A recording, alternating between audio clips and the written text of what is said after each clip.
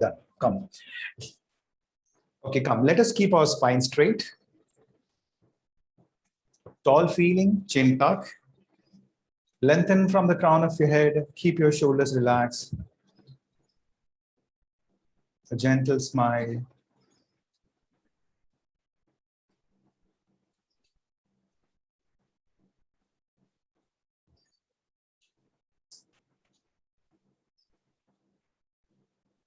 Yogena chittasya padena vacha malam sharirasya vaidyakena upakarotam pravaram munina patanjalim pranjaliranatosmi Gurur Brahma Gurur Vishnu Gurur Devo Maheshwaraha Guru Sakshat Parabrahma Tasmai Shri Gurave Namaha Tasmai Shri Gurave Namaha Tasmai Shri Gurave Namaha.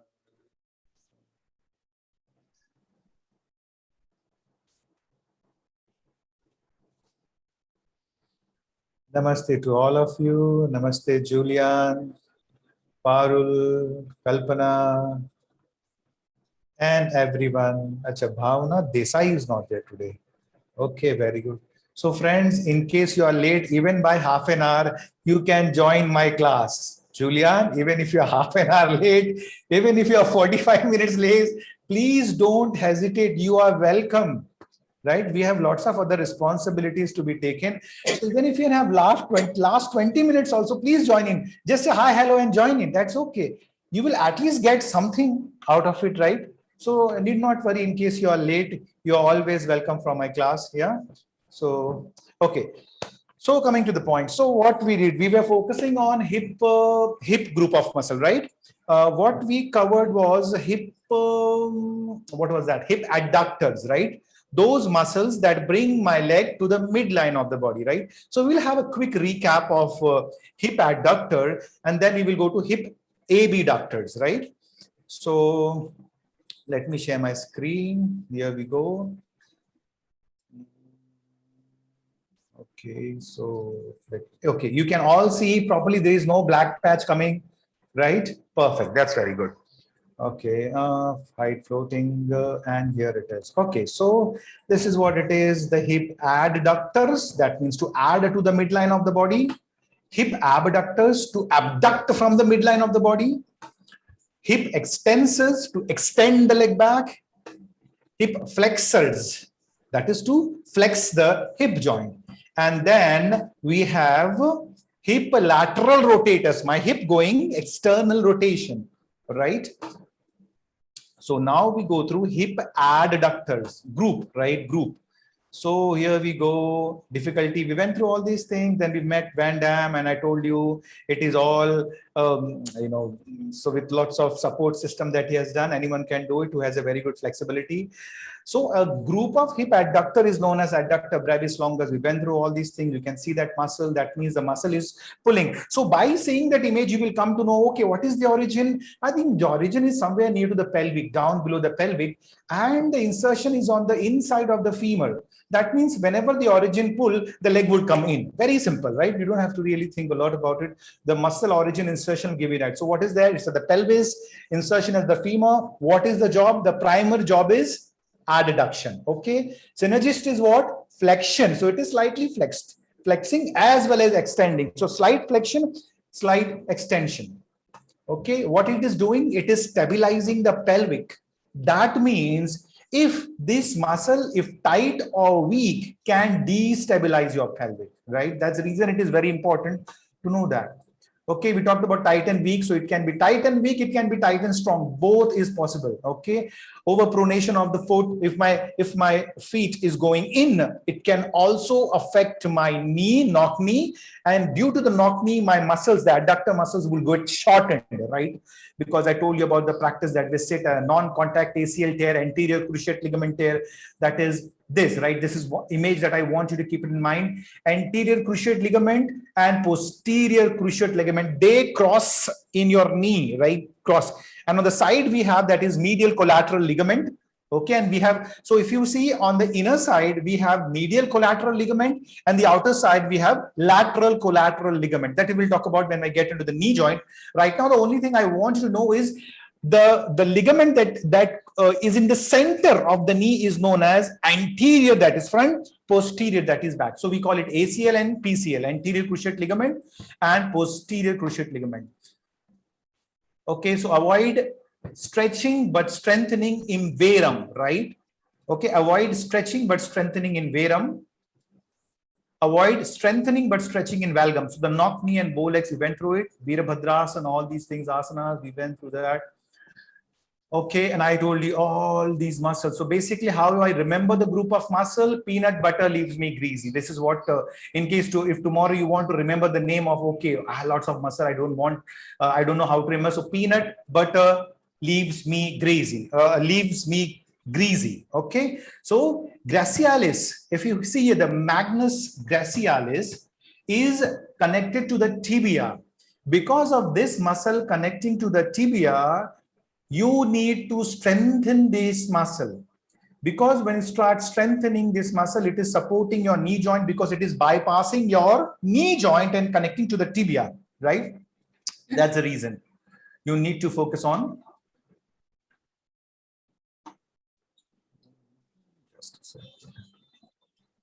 Okay, so strength, all supine lying series. Remember, the supine lying series not only focuses on adductors, it is also focusing on abductors, because when you lift the leg up, it is the abductors that is contracting.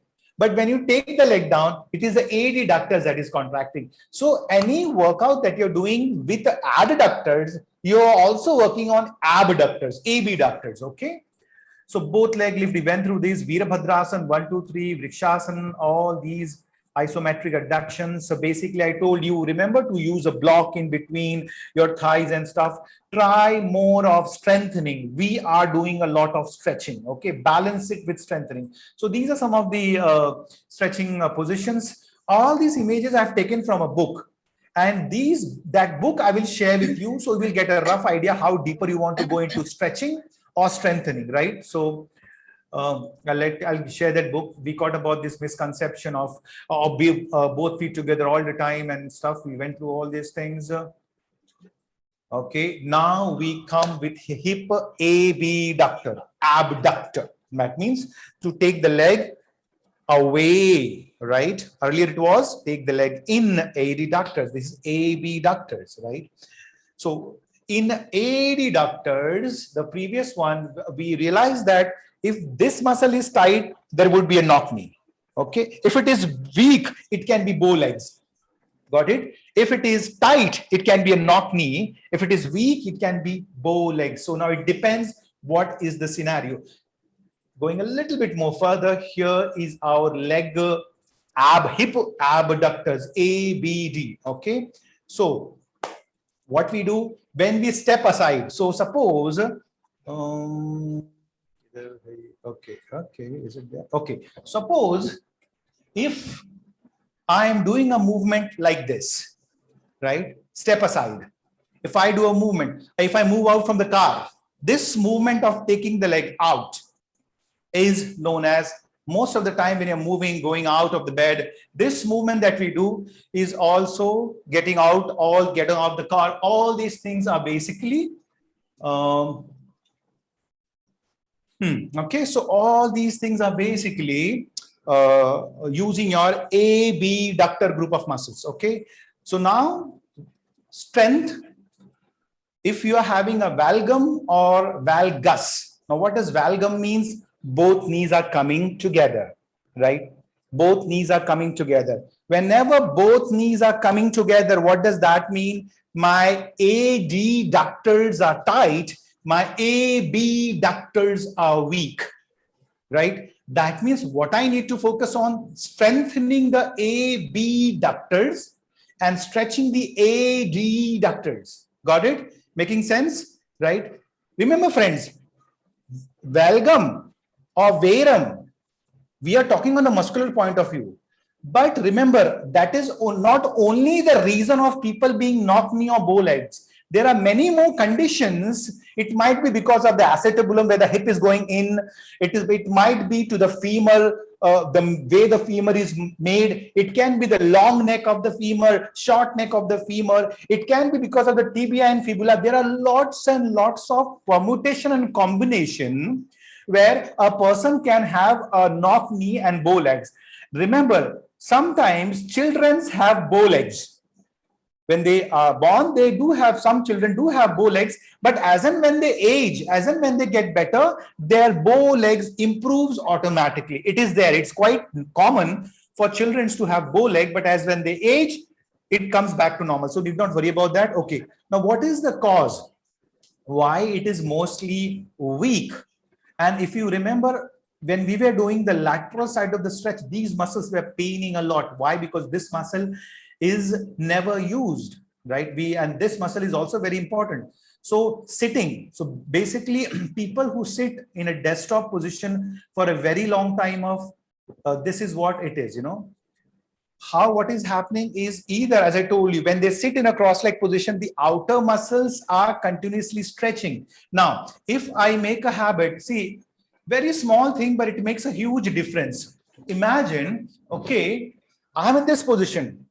If I sit like this, straight leg, okay, straight leg, perfect. Both muscles are equally working. Both muscles are equally working.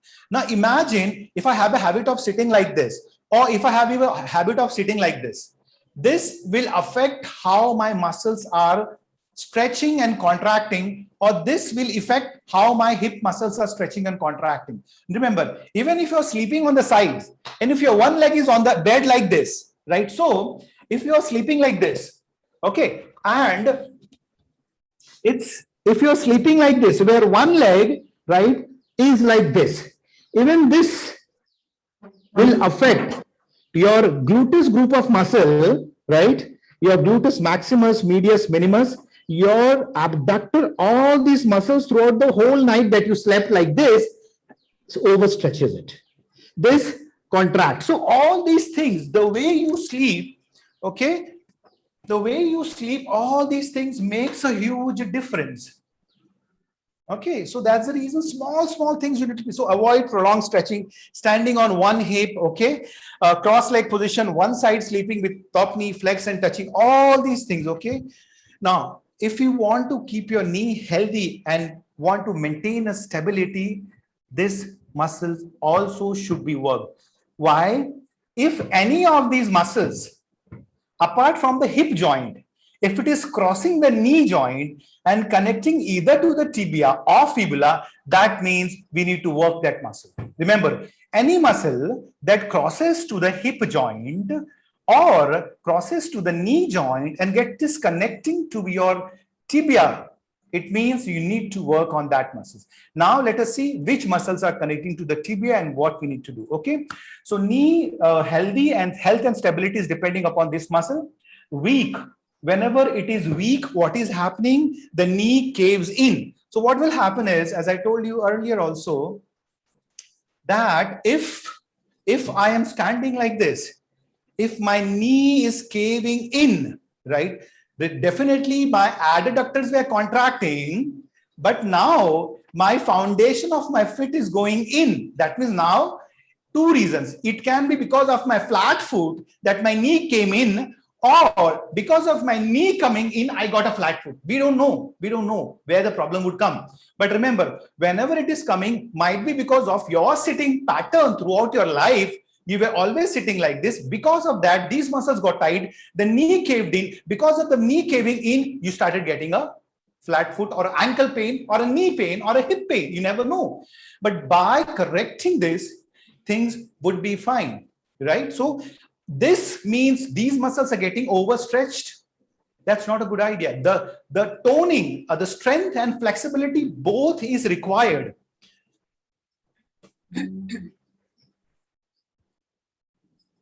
Okay. So as I tell you, flat foot is also known as plantar fascia, fasciitis. Itis means inflammation, right? So plantar fasciitis, flat foot also, there is one of, and now let us think about it. Whether it is tight or weak depends. If is a sports person who has been a racket player, a marathon runner, all these guys use a lot of their TFL, tensor fascial latae muscle. That means these muscles get tight for them, right? For those who sit throughout the whole day long with a, in a seated position, desktop position, they have the TFL very weak because the glutes get off. The glutes are not working. The only muscle that gets activated is your tensor fascial latae group, the abductor group. We'll talk about it a little bit later. But there are specific muscles that need to be worked. But if they are not working, the synergist takes over. Whenever the synergist group of muscle takes over, the problem starts coming in. Because we have a primary mover and we have a secondary mover, right? So this is what it is. Let us go a little bit more deeper to understand. Now, this is a group of gluteal muscle. Okay, group of gluteal muscle. So when we say glutes, we have three muscles: gluteus maximus, minimus, medius. Here we are talking about medius and minimus, right? So let us go with it.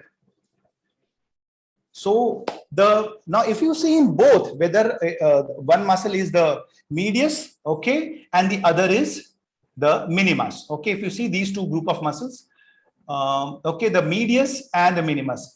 In both the cases, the origin is ilium, okay, and the insertion is the greater trochanter. Where is greater trochanter? Sides of the femur. When we touch it here, we get that feeling, greater trochanter. The trochanter is like slight tuberosity, like a rounded curve. A bone is slightly bony protrusion. So the insertion is at the greater trochanter. If you see the muscle, what it is doing is,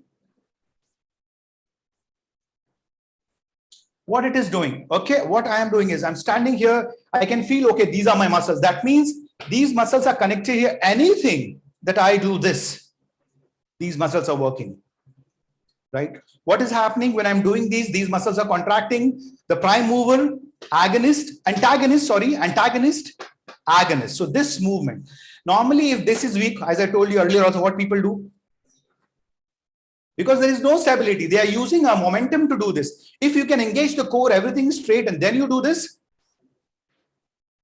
control, core engage, glutes engage, everything, then it's more stability. But if that is the not case, they will do it like this.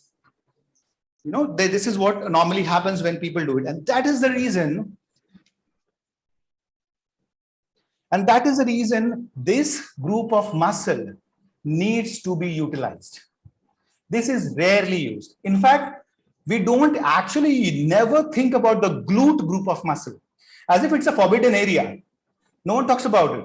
But remember, friends, if you want to maintain a stability in your pelvic, if you want to see that your back pain is not there, the glute muscle is very important because that will stabilize your pelvic. 100% that will stabilize your pelvic. And that is the reason you need to focus on the gluteus, medius, and minimus. Right? Three group I told you about gluteus. The medius and minimus is basically abducting. The maximus, the huge muscle, that is the superficial muscle, the big muscle, that we will talk in the extensor group. Right now here, these are two. Okay. So what is the action it is doing? Well, the action is abduction. This is my feet. If you say right foot, abduction and internal rotation, right? That's my movement, abduction and internal rotation. Let us go into it. Okay, so the muscle group is just a second. Oops, just a second.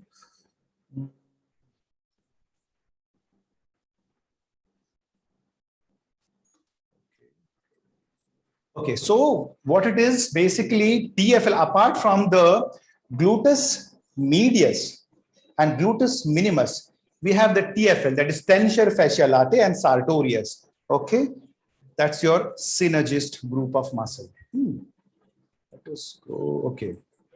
What it is doing first, it is stabilizing the pelvis. If gluteus medius and minimus, sorry, gluteus medius and minimus are your lateral stabilizers of hip.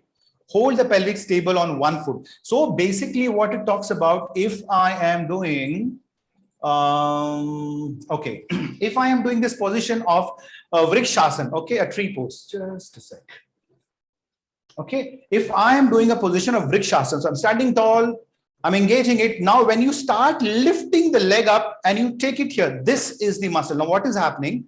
When you move up and when you start balancing it up, holding it there, maintaining it, this is the group of muscle trying to manage to control. Otherwise, what will happen? It's like just hanging around. Instead of activating the glutes and maintaining that straight line, people are always hanging on to the sides, right?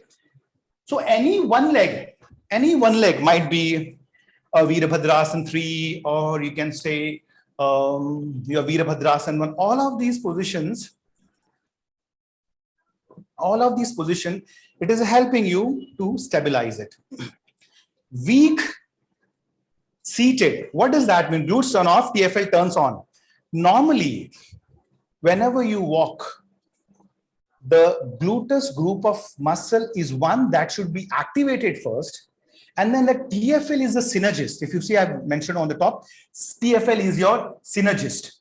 That means in hip abduction, the prime mover is my medius and minimus, while the Sartorius is my synergist. My TFL is also my synergist. But in case, because of my seated position all the time throughout the whole day, if this muscle is stretched always, all the time, then this muscle gets actually off. Then what happens? The TFL starts taking the work. And whenever the TFL starts taking the load, slowly and steadily, the pain starts coming in at the knee joint. The pain come on the sides, right? And that's the reason it becomes very important to work on the abductor group of muscles. Okay. Now, it can cause you varum. It can cause you valgum. We don't know. We don't know which muscle. If imagine the abductor group of muscle is weak and your adductor group of muscle is tight, what will happen? Knock knee, right? Knock knee. The opposite can be, imagine, because every time you have been being seated in a cross-leg position for 40, 50 years. As I told you, mostly Indian female, they sit on the floor and do all the job. For 40, 50 years, what has happened? They have trained their inner thighs to be over flexible. It's like they are actually weak completely, right? And the glute muscles have, like, both the adductors are completely off. Then what happens at the age of 40, 45? Knee pain started, right knee pain, left knee pain. God knows what happened. So many years, I never had a pain, no problem. I never took a medicine. But since so many years, you have been seated on one side for such a long time. Have you ever thought of strengthening the abductors and adductors? Never. In yoga also, which is the pose that we think about strengthening the abductors and adductors? Not really. Think about it. Only it can be Ardha Chandrasana. Why? When I do this Ardha Chandrasana, just to get you an idea of what I'm talking about, if I'm doing an Ardha Chandrasana, okay, abductors, now I start lifting up. Now here is where my abductor. Why? Because it's lifting to the sides. Now, this can be a position, right? I can maintain it, hold it there. Or this can be a position where I'm working on my abductors. But how many times do you do that? Not really, right? And that's the reason, friends, apart from yogic asanas, think out of the box. Think out of the box. And that is the reason it becomes very important for you. Now, if you see the gluteus medius minimus, clear? Now let us go with the other two muscles. So here in the last, I say, strengthen glutes first and TFL will be off, right? So start working on the gluteus medius, minimus, and maximus. All these three muscles are always weak most of the time. Most of the time. I have rarely seen. That is the reason the term came lower cross syndrome. right? There's a term, we will talk about it later once we finish the calf muscles completely. Then we will go with lower cross syndrome. What is? Because in the lower cross syndrome, we will be connecting all the muscles together to understand what is this lower cross syndrome. Okay, so important is, friends, work on strengthening this muscle, abductors, abductor group of muscles. Okay, now we are coming to tensor fascia latae. Now, if you remember here, I have mentioned TFL with a T. That means it indicates that this is crossing the knee joint and connecting down to my tibia, right? That means this muscle is crossing the knee joint. So now in anatomy, we have a muscle with two joints, a muscle with one joint. This muscle is with two joints. That means it is starting from the pelvis, crossing your hip joint, crossing your knee joint. Got it? This muscle is crossing the hip joint because it is connecting where? It is connecting here. Here it is crossing the hip joint and it is crossing the knee joint, right? That is the reason it is known as two joint muscle. Okay. So we have a tensor fascia latae and we have an iliotibial band. Okay. Now, if you see the white one, okay, the white one. So we have a muscle group, and then the white one is known as your tibial band, right? Now, this tibial band is mostly tied because of the glutes being off, TFL taking the job. When the TFL starts taking the job, the knee pain also comes there because remember, if your glute medius and minimus is on, then the TFL would be working as a synergist, supportive. But now what happens? Because your glute is off because of your seated position and everything, the secondary synergist starts taking the work, that is Sartorius and even your tensor fascia latae. When these two muscles starts taking the job, because TFL is crossing the tibia, and that might also create a problem to your knee joint. And that is the reason, friends, whenever someone says you have a knee joint, just try to focus on strengthening the abductors and adductors and see whether, okay, 10% pain release, 5% was it better? You will get an idea. Okay, this is the culprit. Got it? Because if we are not doctors, we cannot go into the MRI and understand, because we cannot, right? But the only thing they can think about is, okay, if she's saying a knee pain, it might be because of the abductors and adductors that is weak. Let me try to work on abductors, adductors for 2-3 days and then take a feedback. Is there any improvement in your knee pain? Even 5%, 10%, there is where you'll get an idea where I need to work on. Work on the hamstrings, stretch the quads, right? So that's the reason whenever someone comes a knee pain, think about which muscle is crossing the knee joint. And that's the reason it is said that any muscle that is crossing the knee joint, you need to focus on strengthening those muscles. Most of the time, it is weak or overused. Athletes overuse. People who sit in the computer underuse it. So what is it? It is once again connecting to the ASIS. What is that? Anterior superior iliac spine. It is connecting to the anterior superior iliac spine origin. Insertion is at the tibia.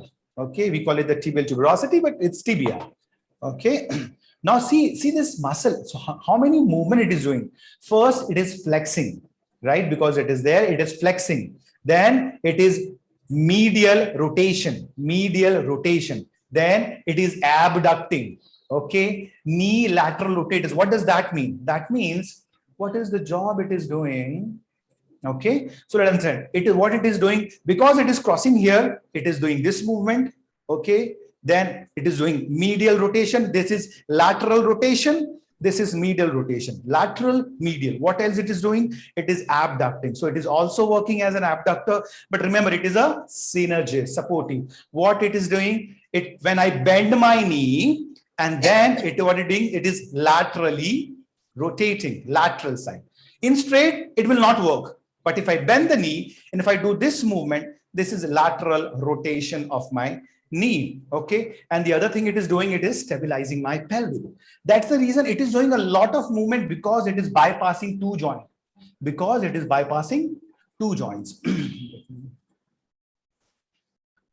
Okay, so tight and short.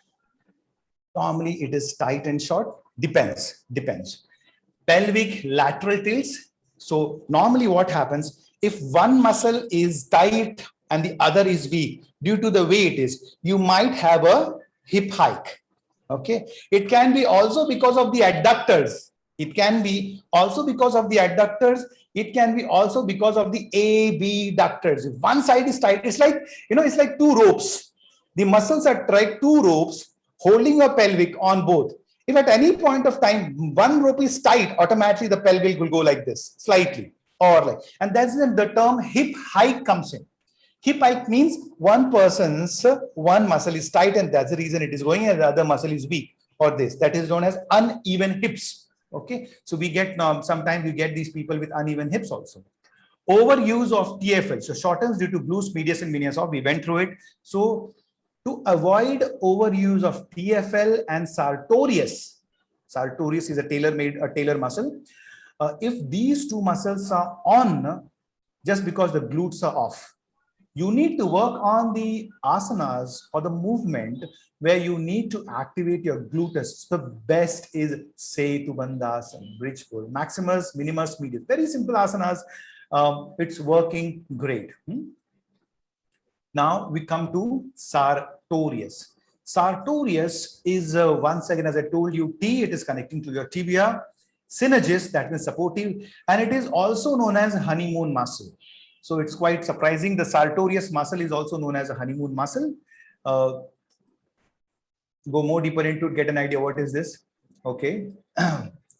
So oasis. Oh, oasis. Okay, origin. Where is the origin? Origin is at the ASIS, that is anterior superior iliac spine. Okay, that was the reason. If I remember, I told you, remember ASIS, PSIS, posterior superior. Once again, insertion is at the tibia. That means this is also a very important muscles to be worked, because why? It is bypassing your knee joint, right? What it is doing, once again, flexion, abduction, lateral rotation of the hip and knee. It also flexes the knee, right? So because if you see it is connecting to the tibia, when I bend the knee, it is flexing, right? So these are the job that my Sartorius. Now Sartorius is actually meaning a tailor.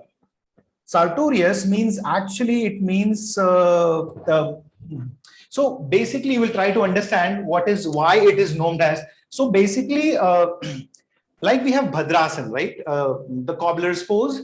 So most of the time in the olden days, the cobbler, right, used to hold something in between, okay, and he used to do the job, or basically a tailor used to do the job of the cobbler. This is basically known as a tailor muscle, and also because these muscles help you to take the leg wide, okay. So that is known as Sartorius. Longest muscle in the human body. The Sartorius is the longest muscle in the human body. Because it is going from the ASIS, taking a nice rounding curve and then connecting to the tibia. So it's basically circling the femur and going down. This is the longest muscle in the human body. So it can be tight or short because of overuse. Mostly it is overuse. Okay. Why? Because the glutes are off. Culprit, anything seated with legs wide. Okay. If, as I told you, anything your habit pattern of seated with legs wide, then definitely these muscles are being off completely. Okay. Cause of knee pain too. Why? Because it is bypassing the knee joint. Okay. So remember, as usual, once again, any knee joint issues, you need to strengthen the abductors, you need to strengthen the adductors, you need to strengthen the hip flexors, you need to strengthen the hip flexors.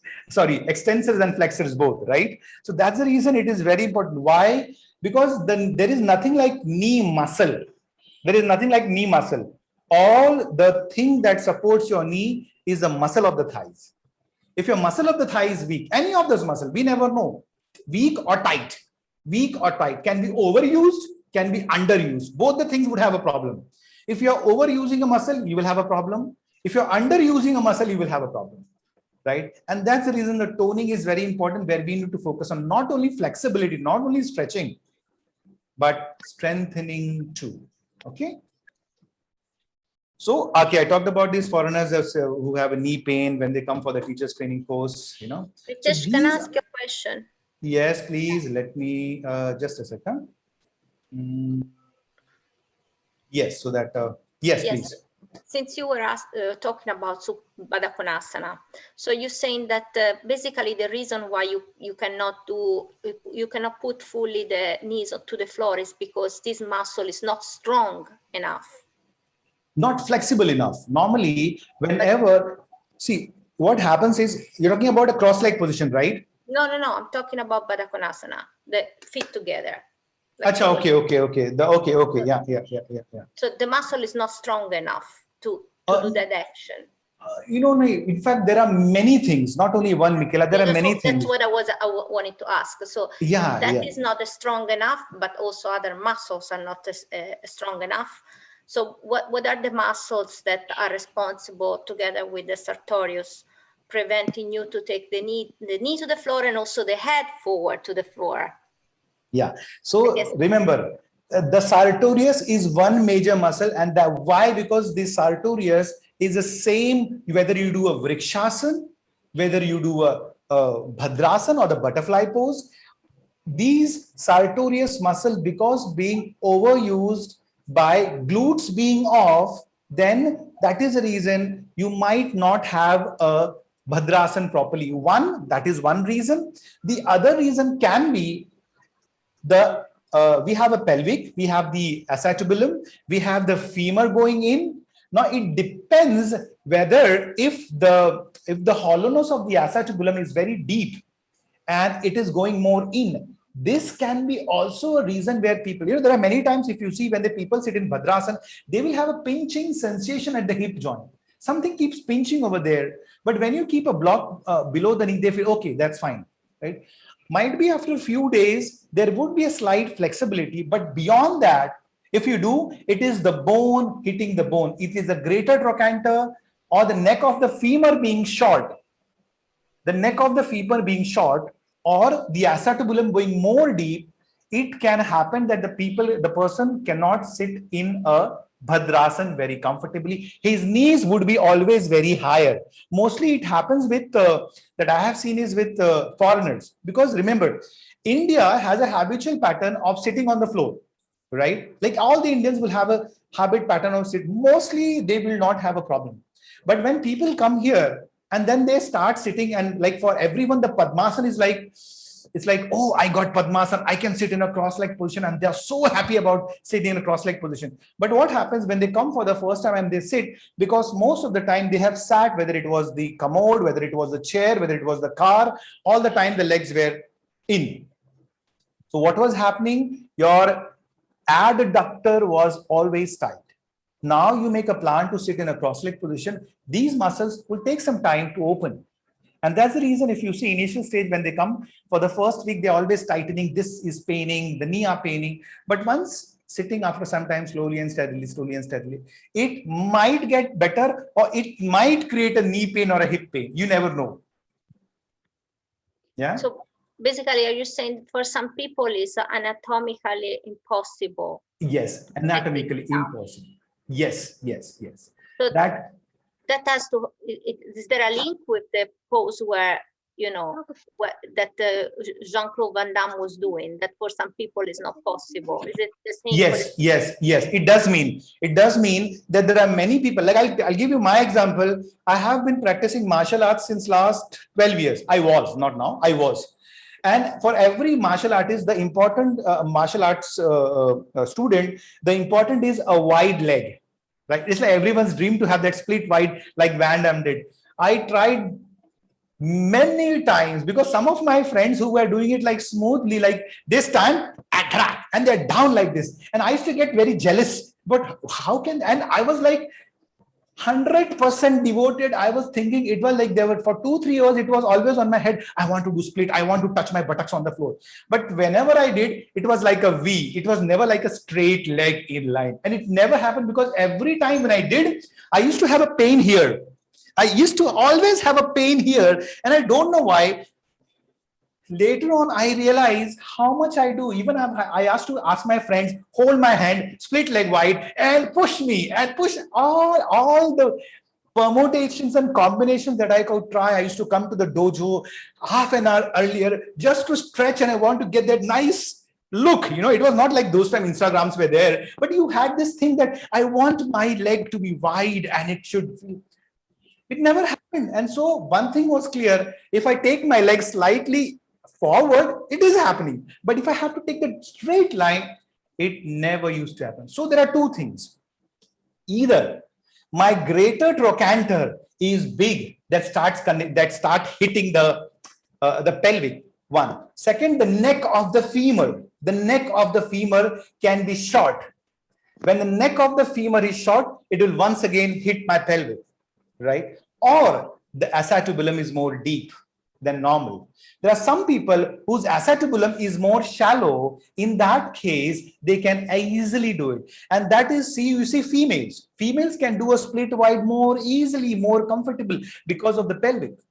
Compared to a male, a split wide, it requires good effort and time. For a female, apart from definitely, you know, the chemical changes that keeps happening, but they can do a split wide far better than a male, right? So for me, it was like it never happened, and now I realize that why it was not happening. But before that, I was trying for 2 years diligently, every time asking students to hold my leg. One person is pulling my leg. All those that you see in the Van Damme movies, where the master is holding with a rope and trying to stretch. All these things we did during those. That's the reason Van Damme is my favorite, because that was the pose I loved it. But it never ever happened. Yeah, so that's what it is. Yeah, Michaela? Yeah, okay, thank you. Yeah. Yes, Julian. Well, I was hoping we went through this subject soon. It's based more like in a personal experience. I'm a little bit confused because I'm having an issue in my training for the last couple of months, maybe even 3 months. I'm having this kind of a chronic pain, which I never had before. And I was being confused. Am I doing too much core because of my Pilates training? Or what did I do wrong? But now I was confused about the muscle that we are talking now, or the psoas. I don't know what is hurting, but basically it comes directly in this area down. So it's really giving me a hard time. Sometimes disappear, but comes back very easy after if I do my Ashtanga. When I'm gonna do Prasarita, Padottanasana, I feel it right away. Or when I do even core, when I'm doing some core, I still feel it. So I'm confused. What is happening? What am I doing? And which muscle? Because now we are touching this area, and then I don't know. And then I always blame the psoas, the hip flexors. The iliac and psoas, the hip flexors. Yeah, I'll tell you. See, normally, what happens is in Pilates, most of the movements that we do is in a flexion position with the knees bent, right? Whether you do half roll, obliques. One is we are focusing more on core. So whenever you focus more on core, it is the hip flexor, the iliac and psoas also comes into picture all the time. Your quads comes into picture all the time. Now, what I would recommend you is to just try something that will stretch the iliac and psoas. Well, I've been doing the dragons. I've been trying to do dragons in the yin yoga. I've been trying to open up. It helps, but it comes back. Once after a few days, whatever I do, go back like a little, so I don't know what it is. But I try to go into a gym, into a gym practice. I open up my hips, etc. So I am afraid that it's becoming chronic. No. It is, you know what I'll tell you, what you need to do is, see, Julian, there are 2 types of stretching that a person does. I will show you. And that makes a huge difference of how you approach a stretch. Okay. Because sometimes I tell people, okay, do this type of stretch, it will help. They say, no, now it is paining me more. You got it? I'll tell you the reason. What happens is basically, so suppose, okay, you can see me, right? If let's take the knee on the floor, right? Yeah. Okay. Now, let's take my pelvis. If my pelvis is like this, posterior, okay, and if I'm trying to do this, this is like a ballastic stretch with a posterior tilt. Now, if the first thing that you can do nothing, no stretch, instead of posterior that you're always doing in Pilates, and not even in Pilates when we sit throughout the whole day, there is a tilt here. My iliac and psoas is still contracted. What I am doing, with a posterior tilt, even if I'm doing this, I'm stretching my quad, but I'm not stretching my iliac and psoas because they are already into a flex position. The four muscle, the quad muscle that is working the lateral medialis, intermedialis, rectus femoris.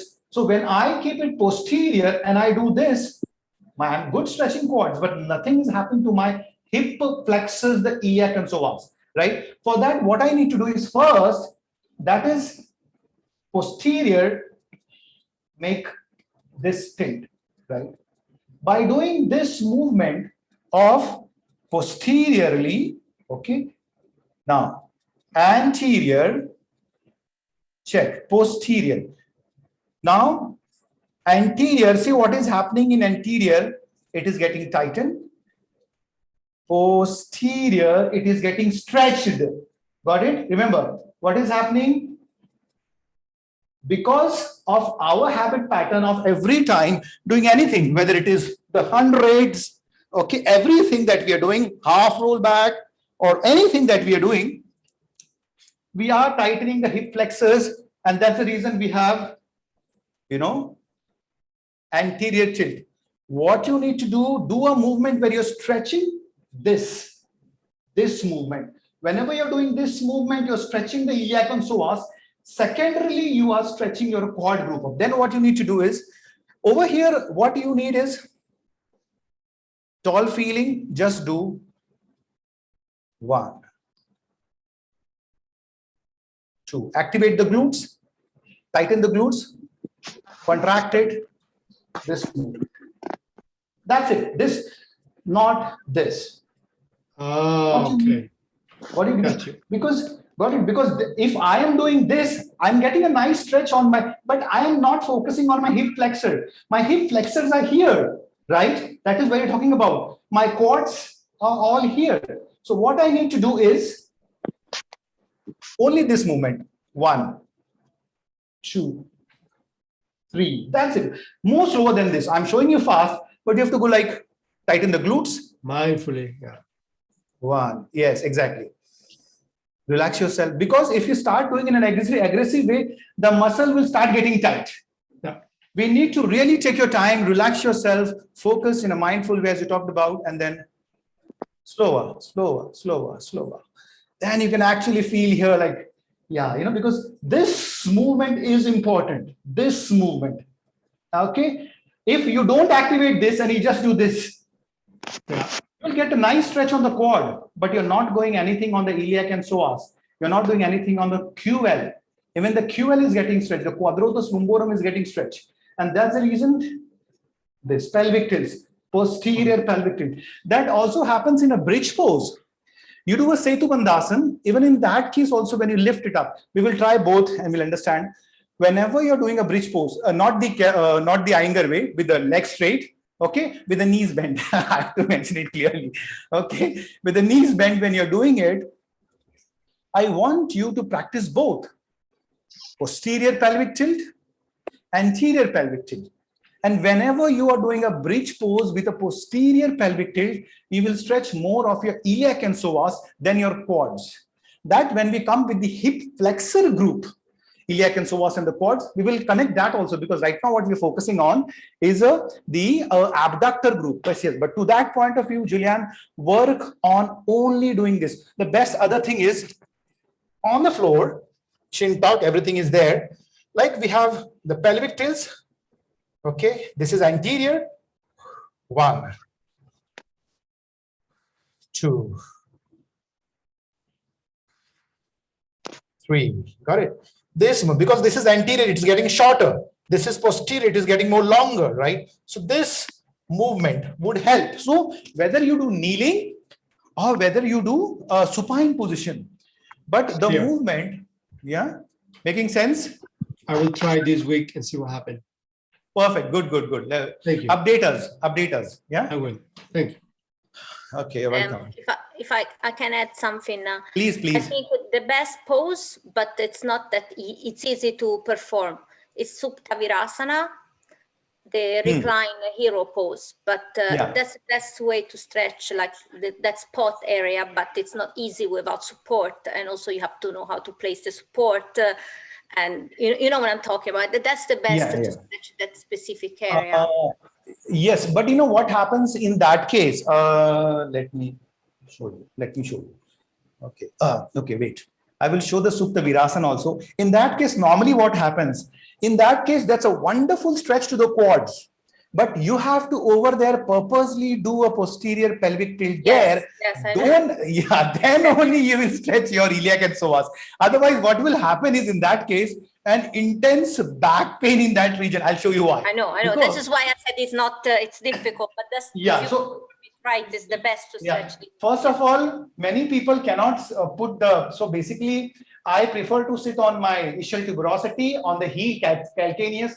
I don't prefer to put the buttocks on the floor because that gives me. And you are right, Ritesh. You are right. This is why it's the best way is to go down without placing the buttocks on the floor. Exactly, very true. Then what happens is now I am going this, but because of this being tight, it is still forward. It is not going. Right. So if I have to stretch my iliac and psoas, I have to purposely use this movement. Otherwise, what will happen is just mute yourself. Yeah, I think there's a background sound coming on. Yeah, check yourself. Okay. So what it is happening is people will be like this. So you got it. Pelvic is anterior, right? What is happening? The chest is coming out completely. You have to work. Otherwise, there is a lot of, I will not say the discomfort. Like for me, I am finding a discomfort, right? Here you have to really use your core and go for a more posterior tilt. That might not happen, right? Yeah, so that's why it is a very, very advanced pose to do it. Yes, For people, they have to use high support, but with the high support, it's working. Yeah, see, that's the reason Virasana, I have never, this was just to show you, but in my life, I have practiced Vajrasana, but I've never practiced Virasana. The only thing is there is the femur and the tibia, both are going like this, right? If this is my position, my femur is going out and there is a movement in my medial and lateral collateral ligament.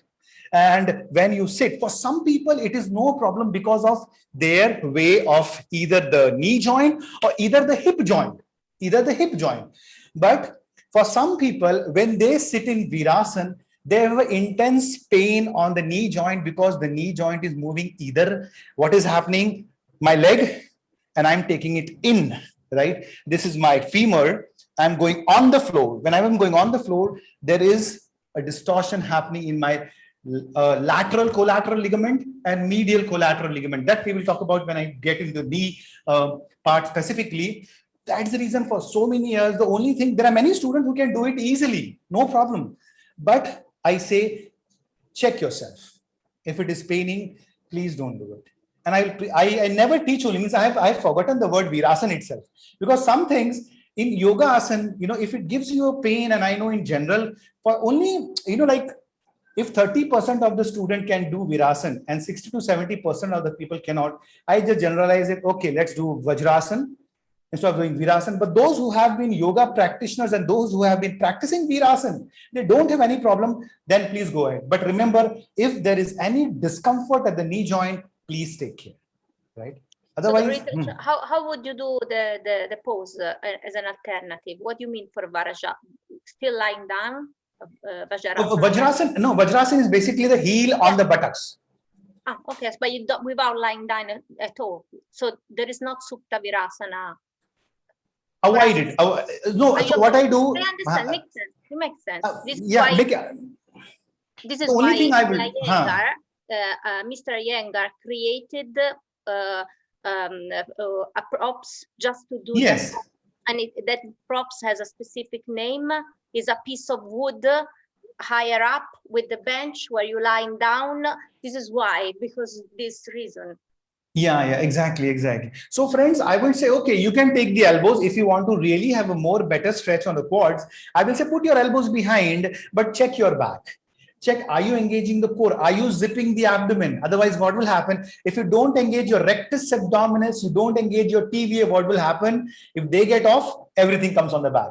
So there are lots of things for people to make them aware, right? So that doesn't happen in the first day. Might be after 2-3 months, if you want to add a Supta Vajrasana.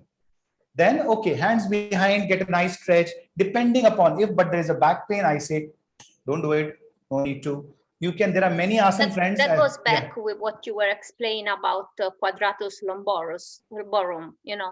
So in Supta Virasana, the quadratum lumborum, what is it doing? It's tightening even more. It's contracting. It is contracting. It is contracting. If you do it well, or if you do it bad, it's contracted. No, it is contracted. There's no problem as such because it will be a secondary. It will not be. It will work as an antagonist because it's like, you know, so there is no problem with the QL in that case because that is not the prime work that is doing, right? It's just being there. So no problem with that. It has to contract. It has to contract, yeah. So what no is problem in that case. problem that is giving pain to people in the back? Yeah, it is, you know, what happens is because either the glutes, most of the time people, when we sit in general, we get a problem with back pain is the glutes being off, the core being off. Two things, the glutes being off, the core being off. That is the reason all the work is taken care by the QL. If you start focusing on strengthening as well as stretching the QL, balancing, toning that muscle, there is no problem. 70 to 80% of the time, the problem is with the QL. But because your core is weak, because your glutes are weak, because your glutes are your stabilizer of the hip, right? And that is the reason we need to work on strengthening the core group of muscle, as well as strengthening the gluteal group of muscles and the QL muscle, right? So these things are very important. Stretching as well as strengthening will make a huge difference. So if someone is having a back pain, for example, the first and foremost thing is check the core. How is the core? Check the glutes. Try to work on that and then take a feedback. Okay, this week we focused on this group of muscle, this group of muscle. How do you feel? He will say, okay, I was 10% better. Okay, there was no pain. Okay, I felt better. Then you know, okay, I'm working on the right path. Okay, then, okay, next week, let us work on the QL group of muscle, right? Let us try to stretch and strengthen. Now give us an idea how is the back pain? Is that improved? Is it getting worse? Let us know.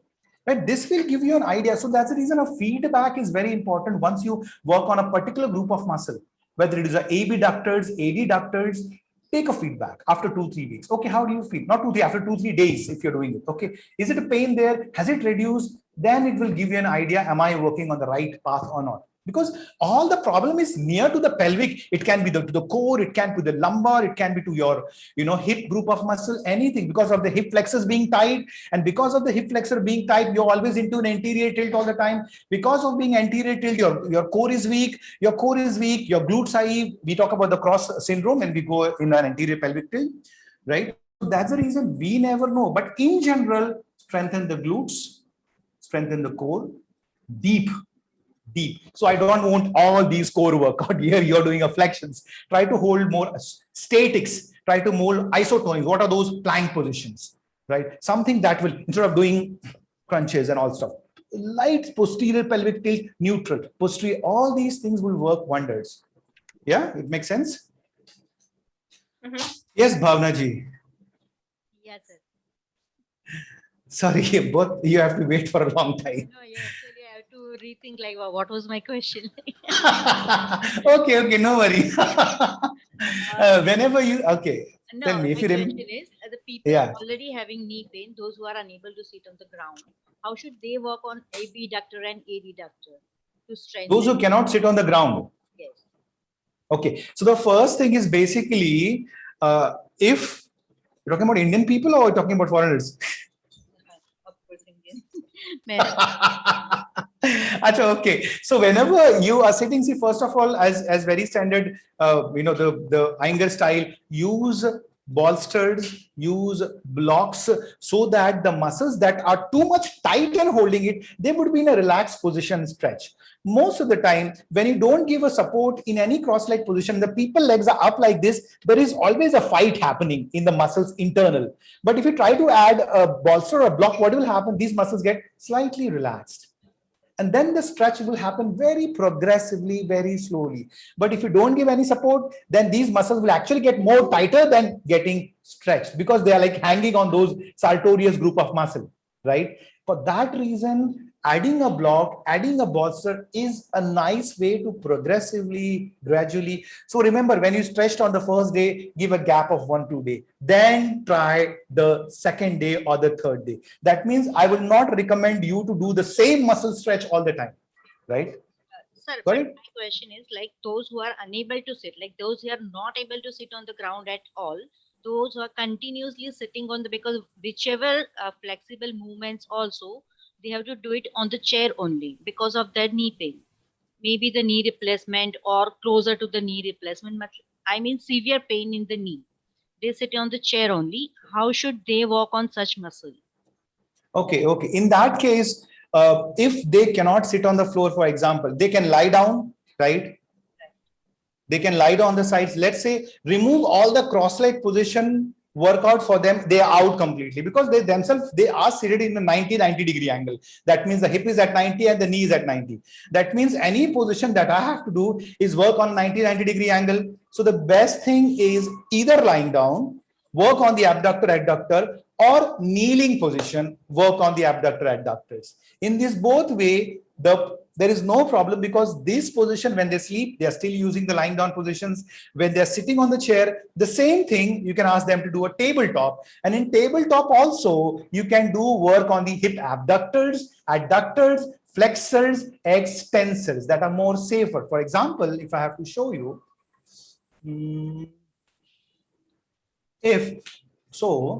for example, they cannot, for example, sit, right? This is difficult for them. So what I do is, okay, tabletop position, okay, chin tuck, work on them. Okay, then lift it up. 1. Slowly use your core engagement. Keep that core engaged, pelvic neutral, stretch out. So it's all about how aware you're doing it, all the movement. It's not like, no, pelvic should be stable, do these movement. So what I am doing, this movement or this movement is working on my extensor group of muscles, right? My gluteus, medius, maximus, my hamstrings. Take it out, take it in, take it circle. All these movements, make it as variations as possible, clockwise, anti-clockwise, maintaining that core stability, chin tuck, all those things. Kneeling position, or the sides we talked about, lying down the sides, right? They can sleep like this and do all these movement and try to work on them, right? It will give them much better options to do the practice. Yeah, I agree with the lying down position on the sides, but they do not take weight on the knees. No, we cannot make them kneel down. Okay, then what you need to do is, if they cannot take weight, you try to put a cushion on the tibia instead of putting on the knee. Got it? For example, wait. It does happen where many people who complain that they can't have a position. So suppose a cushion, right? This is my foam roller that I'm using it. It's covered. So what I do is hold it there. So basically then what happens, my knee is not being pressurized, my patella is not being pressed on the floor. Then I keep might be a block or a pillow, and then I do this movement. Yeah, so below the knee. Yeah. Basically the tibia, the shin bone, we have the tibia over there, and try to see whether the pain is there or not. Mostly it is not there, because it is not pressing it is not pressing your knee joint, but it is pressing the tibia, right? That is one thing that you can work on. Try the sleeping slide. Even in the prone position, you can work on the extensor, right? Yes. Extensor group of muscles. Side, work on the prone position, supine position for at least 2-3 weeks. Let the quad, hamstrings, abductors, adductors be strong. Then take them to the kneeling position first without the support. See, is the knee paining? Then try to, if it is paining once again, then use anything that will basically release the pressure on the tibia or the knee joint and focus more on the shin bone. Okay, try it out. Yes, sir. Right. Yeah. Okay. Yeah. So yeah, having the cushioning under the tibia is a good idea, I feel. Yeah, yeah. You can work on that because then the pressure on the knee is less. Thank you, sir. Any more questions? Okay, so let me check what it is. Okay. Let me see where we were. I forgot where we were. Okay. Okay. So we went through this, right? So basically stretching the gluteal group of muscle, the whole gluteus, maximus, medius, and minimus, all the three. Okay. So we went through this Sartorius. Okay. This Sartorius is always a pain. TFL and Sartorius are always a problem, always a problem. And this will always pain you're doing any lateral side of strengthening work. This is the first muscle that will start giving you pain. But you have to, do it. So this is what it is. Stretching in all the variations that you can think of. Okay. But more than stretching, definitely you add stretching, no doubt. Okay. These are all foam rollers. I love this stretch on the sides. Amazing, especially after the workout, after the badminton work. This gives me a boon. That's the best thing. And the knee to the chest is amazing stretch to the gluteal group of muscle. As I told you, I will be sharing you the whole a book of stretching, basically stretching, as well as I will share a book on foam rollers. So you get a better idea about what foam rollers are and stuff in case you want to get an idea more. Strengthen all supine sideline series. As I told you, it is working on abductors, adductors, single leg lift circles and all sort of things, all asymmetrical standing, Virabhadrasana 1, 2, and 3. Remember when we put the leg forward, what is happening? Front muscle strengthening, back muscle stretching, right? Vrikshasana, plantar flexion, lift it up and down. You're working on it. You're working on the gastrocnemius. Now remember friends, your gastrocnemius passes to the knee joint and goes to the femur. That is the reason your calf muscle is also very important with the knee, right? So this is on the sides to give an idea. Chair, you can use a TheraBand and do it. Okay, all those variations are there. Okay, where it is. Okay, these is some of those things. The Setu Bandhasan, you're once again working on. When you take the leg out, what is happening with the band? You're trying to contract the abductor group of muscles and stretch the adductor group of muscles. And then slowly, and so it's an amazing practice. Okay, a very cheap way to do it. You can just add something sideways, all these. Even lying down, supine position. Take the leg out, slowly, very slowly. Remember, don't just make it fast. Lifting it up, slowly take it out, slowly take it in. This works wonders. It's not an easy job. It's very difficult. So all these variations, depending upon your student, is he an athlete? Is he a beginner? Is he an intermediate? According to that, you can work whether you want to give a reverse plank, whether you want to give a lying down. But remember, lying down is, even if you're advanced people, lying down is always a killer, especially on the sides. Always, whenever you do it, sideline series of Pilates is always a killer because you will always feel that there is weakness in the abductor and adductors, right? Now, after finishing that group, okay, let us focus on extensor group the next time, because then it is also quite much. Okay, fine. Okay, so let us, what is the time right now? Okay, so let's focus on a 15 minutes of some stretching and everything. So I'll give you just 2-3 minutes, get ready, adjust your mat, okay? And we will do some practice, okay? So Mudra, Namaste Mudra. Okay, so I'm giving you 3-4 minutes. No problem, just join in, no worries. Yeah, and I will see you in 3-4 minutes. Like, just get ready and I'll be there. Yeah, take a break.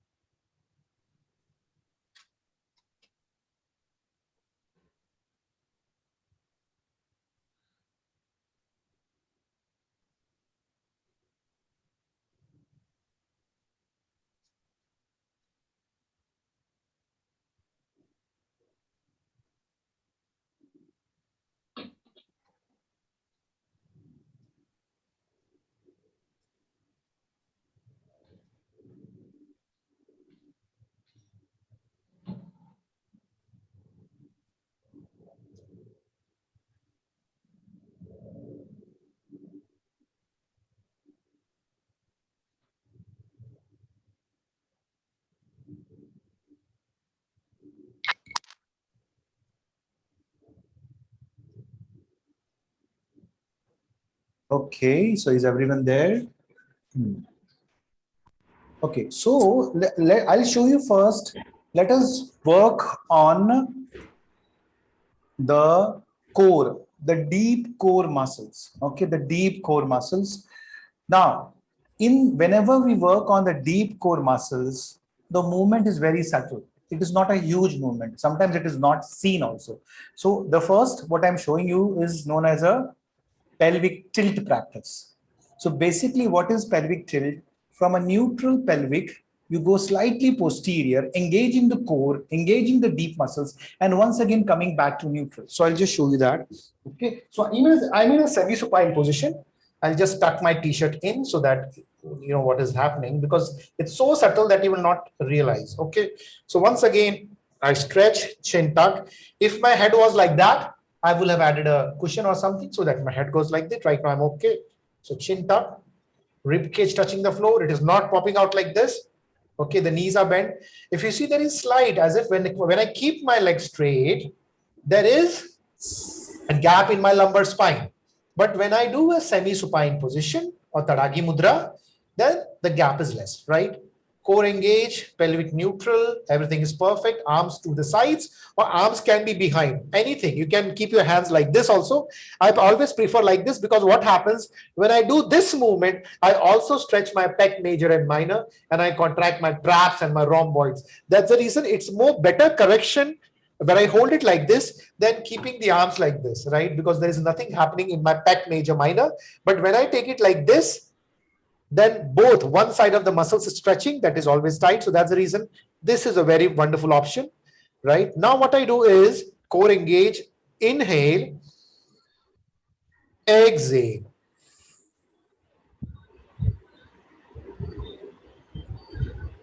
Inhale, exhale. Now here I want you to focus on one thing. I'm not doing this, watch. No, I don't want belly breathing here. I want you to focus on yogic breathing, where the abdomen, chest, all the three is simultaneously expanding. It is not only a belly breathing or abdominal breathing. It is good while we sleep. When we are doing a movement, I need the TVA, transverse abdominis, active.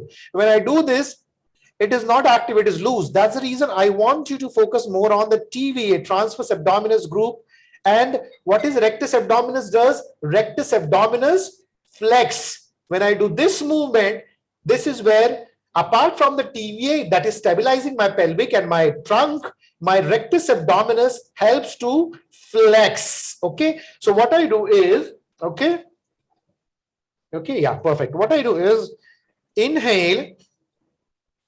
I am not doing this, watch. I'm not doing this. I'm not lifting my pelvic up, right? It's because it's deep, I need to go super slow. So inhale, contract the core, exhale. Now, if you're finding it difficult to contract, exhale through the mouth. Pursed lips, okay? If you're finding it difficult to engage the core, exhale through the mouth. So inhale through the nose, exhale.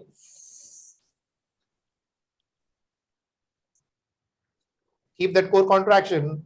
Inhale, exhale.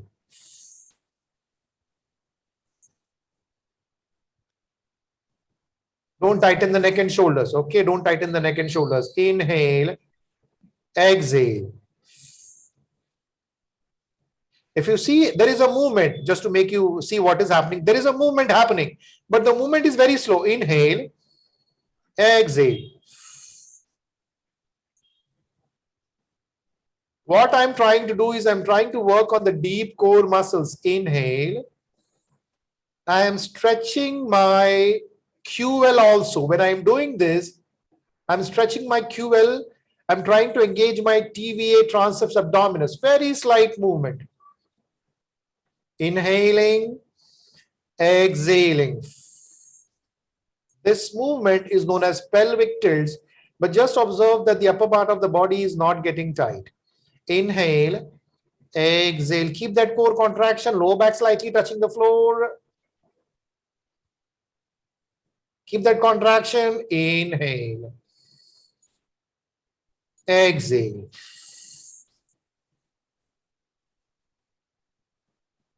Inhale.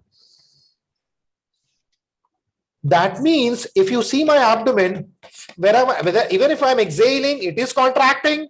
Whether I'm inhaling, it is contracted. It is not loose when I exhale. Sorry, when I'm exhaling, contracting. When I'm inhaling, also it is contracted. It is not just bulging out. Okay. So exhaling, there is a contraction. Posterior pelvic tilt core is engaged. Inhaling, there is still a contraction. The abdomen at any point of time, it is not getting loose because we want that intra-abdominal pressure. Okay, so it should not happen that, okay, while I'm exhaling, I can feel my core contraction, but when I'm inhaling, I don't want the core to get relaxed, because then the TVA, the stabilizer, would also get relaxed. That's the reason when you are exhaling, the TVA and the rectus abdominis is engaging, and when you're inhaling, they're still engaged and maintaining the movement. So stability in the pelvic is there. Okay, this is the first practice. What this practice does is tries to warm up the TVA transverse abdominis group of muscle, the QL muscle that is deep. The QL muscle is also deep. The transverse abdominis is also deep. The superficial is your rectus abdominis and your oblique muscle on the sides, right? That is the first thing that you do. After practicing with these at least 10 to 15 reps, 2 to 3 times, then what you do is watch. Inhale. Exhale, keep that core contracted, and after contracting the core, posterior pelvic tilt, I lift my right leg up in a tabletop position. That's it. Inhaling here, exhaling, I take it down, but I keep my core contracted. I keep my core contracted. I keep my core contracted, and I touch the floor. Then I come up, core contracted, posterior pelvic tilt. Then take it down slowly. Touch and come up. Core contracted, lower back pressing the floor. Upper body relax. Down, slower and up. What you are doing in this way, you are trying to strongly engage the TVA. There is no movement in the TVA. The movement is happening in the extremities, the appendicular. So whenever you are moving the appendicular, you're trying to see that you are stabilizing the axial. You want to stabilize the axial, whether the appendicular is moving in any direction, but this should be stable. So when you are doing this movement of lifting it up, taking it down, or later on, even if you do this movement, you have to maintain the pelvic. Otherwise, what happens in yoga, what we do is leg rotation and the pelvic is moving in any direction. No, you have to maintain stability in the axial.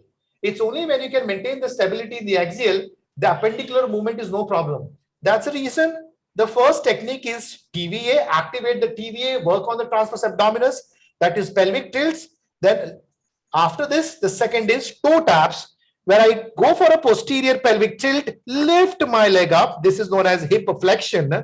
But here what I'm doing is hip extension. Here is where I'm trying to stretch my iliac and psoas because I'm pressing the lower back towards the floor. If I don't do this, if I don't engage the core, what will happen is this is going to happen because I'm not engaging my rectus abdominis. I'm not engaging the core group of muscle. What are those? The diaphragm, the multifidus, the QL, the transverse abdominis. All these muscles are basically known as your core group of muscle. That is the reason when you are starting to lift your extremities, you need to stabilize your axial. So that's the reason the first thing you do is posterior pelvic tilt. Why? Because that will give a little bit more stability. Initial stages. Then after doing this, I lift my extremities, my appendicular. Then what I do is take it down slowly. This is what I'm doing is hip extension. While the knee is in the same position, there is no change in the knee joint. Then what I'm doing is hip flexion. Focus is that I have to stabilize my core, right? 90-degree angle. I don't want you to take the knee here. Okay, this is not right. I want only to a 90-degree angle. You take it down slowly. What you're doing, you are trying to stretch your iliac and psoas. But at the same time, you're maintaining the trunk. Last time coming up slowly and take it down. Give some time, rest, breathe. Then once again, the first movement that you will do is exhale and go for a posterior pelvic tilt, contract the core, chin tuck. Now, press the right foot to get more stability, lift the left leg up, lower back pressing the floor, my 90-degree angle. So my hip is at 90, knees at 90. Okay. I will not try to do this. There is no movement. The only movement is hip joint that is getting into extension. No movement in the knee joint. Right. So inhale, exhale.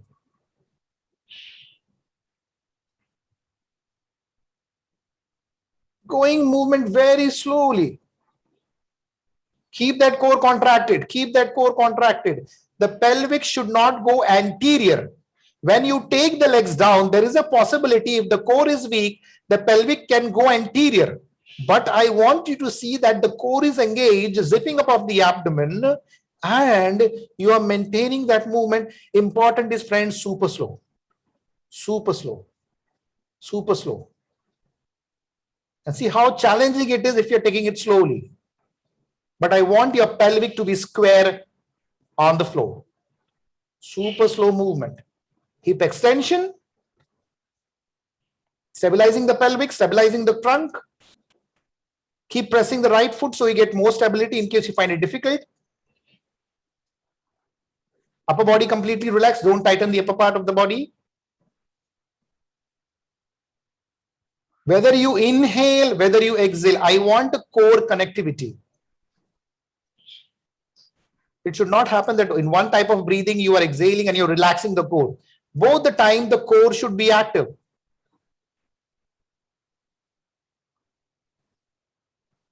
For some people, the quads will pain more compared to the hip flexor. That's completely fine. Relax yourself, observe your breathing.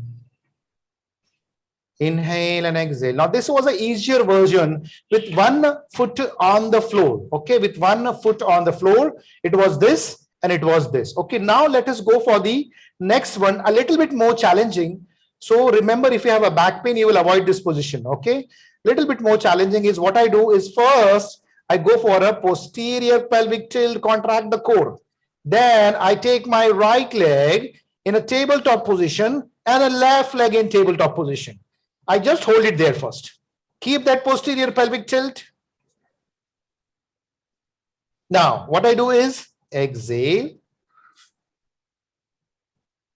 inhale. Here the challenge is more because it's very easy for the pelvic to go like this. Why? Because the core is not active. But if you start engaging the core group of muscle, diaphragm, multifidus, QL, TVA. So all the movement like this, core contraction coming up, core contraction coming up, right? This is a difficult one. You don't have to do it in the initial stages, but you just to get an idea how it works. Core contraction, slowly. Important is, friends, to engage this area, the core group of muscle, the diaphragm, the QL, the TVA, the multifidus of your spine, right? The deepest group of the spine muscle, all these things, when active, then whatever movement you do, there is never a problem to the joints. The problem comes when the core is not engaged, the core group of muscle you're not engaging. Not only the abdomen muscle, the whole group of muscle should be engaged. Otherwise, it is going anteriorly tilted, right? So what is the first movement you always do to start working on the core is pelvic tilts. One, short range. Second, then what you need to do is tabletops, toe taps, right? After the toe taps, might be after 2-3 weeks, when they can feel that they can stabilize it, then only you can think of movement like this, right? This movement here also, you can do this. Pelvic tilts, core engage.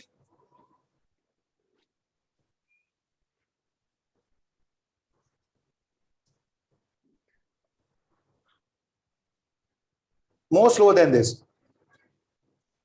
Then when you want to work on lifting the leg up, stabilize the core.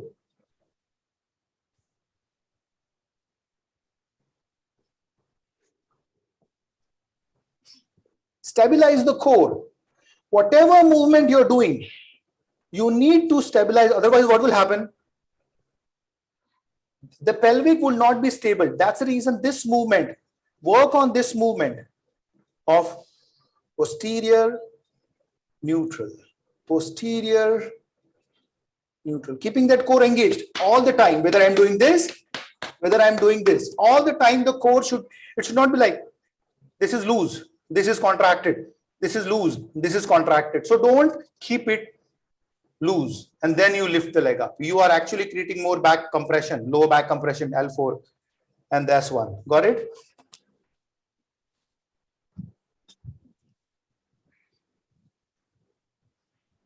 Okay, come back. Let me. Tell me, any questions with this practice? Are you getting it what I'm trying to explain, or it is? Yeah. Ritesh, I have a question. Please, I please. was doing this by myself, and I understood that I have a misalignment because on my right side I cannot keep it, and on the left I have no problem, but on the right. So the problem you are saying is in the core. How do you know exactly where the problem is? Is it more in the quadratolumbarus, or is it where is the? How do you know where is the problem? Yeah, okay. So you know what? In general, Michaela, in general, what happens is there are certain rules. You know, so whenever someone is having a back pain, there is basically a standard operating procedure. Okay, there's a very standard operating procedure. There's a guy named as Stuart Maggill. He spent 35 years of his life only on back pain. Means his subject was only on back pain. In the later videos, I'll talk about this guy, Stuart Maggill. But just to give an idea, he came to a conclusion that 80 to 90% of the people who come to his clinic, okay, who come to his clinic, most of them have weak core, tight hip flexor, okay, tight lower back, weak glutes. And that is the reason it is known as a lower cross syndrome. Lower cross syndrome means the core is weak, the glutes are weak. That's a cross. Then turning around, the hip flexors are tight, the lower back is tight. And that's the reason it's known as a lower cross syndrome. We will cover that topic later on to get an idea. Normally what happens, this is a standard procedure that if this is there, you need to work on strengthening the QL group of muscle. Strengthening? So, strengthening the QL, the quadratus lumborum, right? So when you said the lower back are tight, what do you mean? For what muscle you mean? Yeah, okay, now here also, you know, so yeah, there's a confusion. Let me clear that. Yeah. Sometimes what happened, it can be tight and weak. Remember, it can be tight and weak. It can be tight and strong. Both the things are there. Remember, both the things are there. For example, I'll give you an idea of hamstrings. Hamstrings.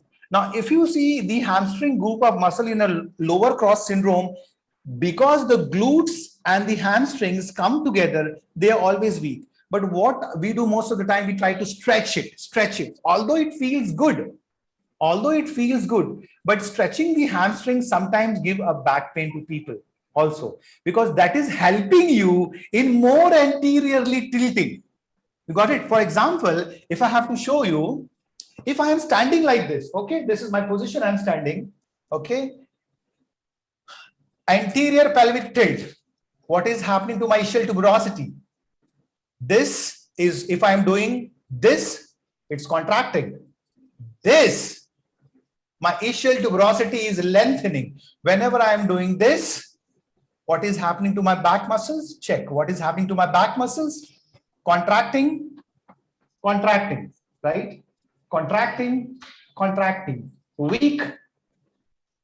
That's the reason it is known as a cross syndrome. And in that case, we need to work on both stretching and strengthening of the QL. So basically the QL is a prime culprit for back pain, and that is never taken care of. In that reason, what we need to do is, if I am doing, for example, okay, we have still time. Just to any movement for the QL, if I take it out, if I am doing this movement, what I'm working on, hip extensors and hip flexors.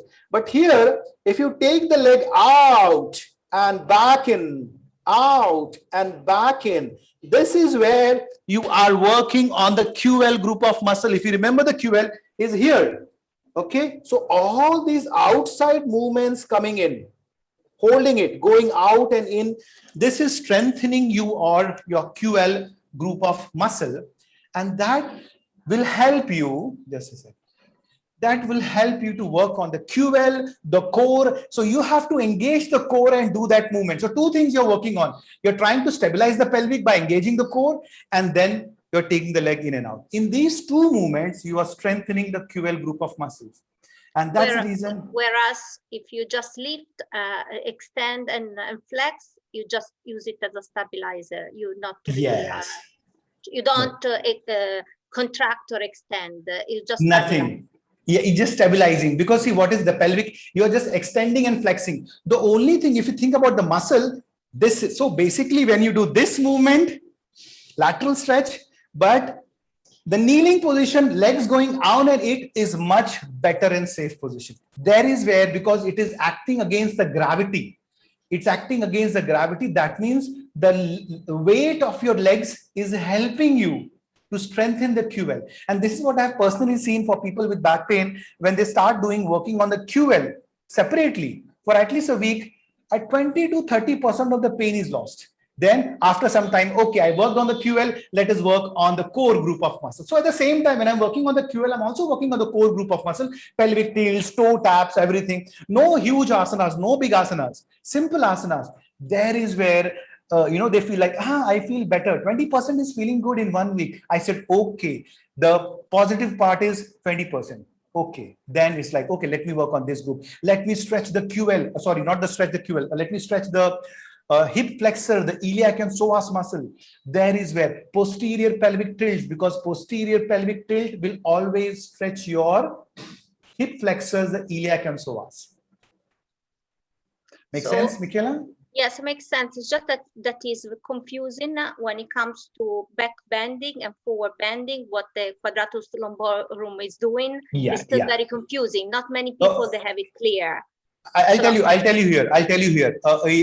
In a back bend, two things are happening. If you do a slight posterior pelvic tilt and lengthen instead of bending, there are two things. The problem, what people think is, I should bend more. No, can I extend more? Can I lengthen myself more? Can I give a traction? The problem we all think of is bending. Whenever the word bending comes, you're basically compressing your lumbar spine, L5 and F1. That's very clear to me. But I'm talking about like a healthy way of doing back bending and a healthy way of doing forward bend. I guess that when you do back bending, your quadratus lumborum is contracting. And when you do forward bend, is stretching. Stretching, right? So very true. When in those notes where you put in all the list of the asana, you were putting Janu Shirshasana. The quadratum lumborum was strengthening and was not making sense to me. Okay, let me check. It's a stretching there, right? Yeah, that's all the forward bends. All the forward bends are stretching. Yes. All the backward bends are contracting. Exactly. Yeah, all the backward. So if I'm doing a Setu Bandhasan, in that case also, if you do a Setu Bandhasan, remember, watch. If you do a Setu Bandhasan, the Hatha Yoga style where you bend the knees, in that case also, if you do an anterior pelvic tilt, you will contract the QL. But if you do a posterior pelvic tilt, you will stretch the QL. It makes sense? Yes, makes sense. From what I'm saying, on the basis of 20 years of Iyengar yoga, it's everybody has this confused because they think that when you do back bend, there is not you have to do posterior tilt, but actually it's not. You have to do a slight anterior tilt if you have a healthy spine. Of course, if you have a spine like mine that is anterior tilted, I have to do posterior tilt. Perfect. But there is in a back bend there has to be also anterior tilt, a slight anterior posterior tilt. So there has to be contraction also in the quadratus lumborum.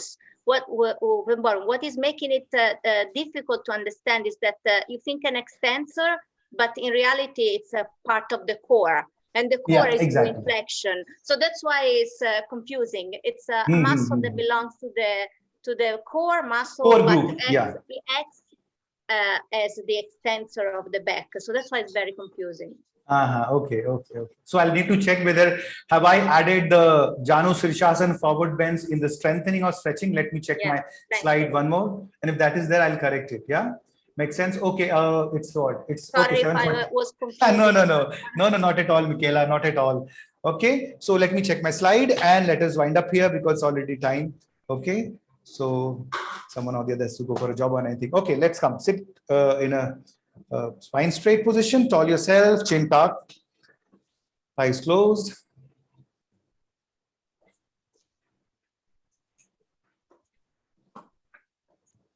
Observe your breathing.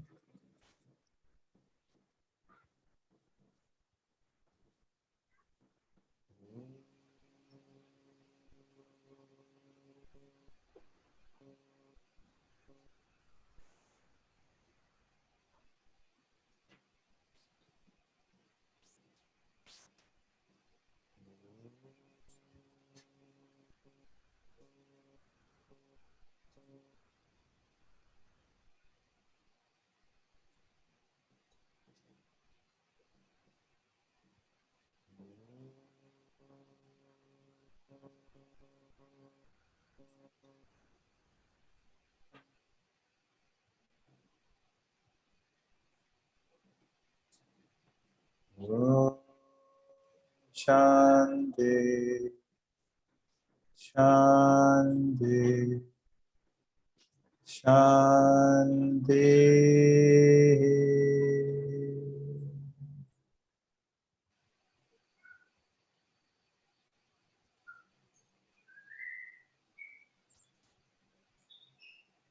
Thank you very much.